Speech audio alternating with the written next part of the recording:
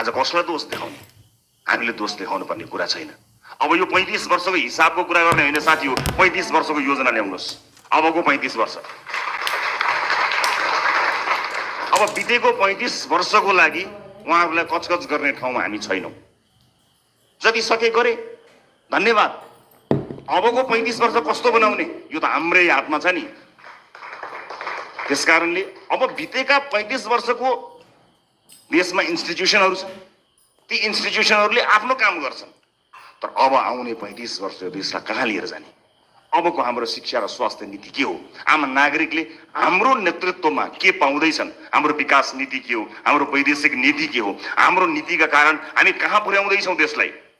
हाम्रो अर्थतन्त्रले कुन आकार ग्रहण गर्दैछ? हाम्रो सामाजिक लोकतन्त्रको अभ्यासबाट हामी कुन कुन उपलब्धि हासिल गर्न खोज्दैछौँ?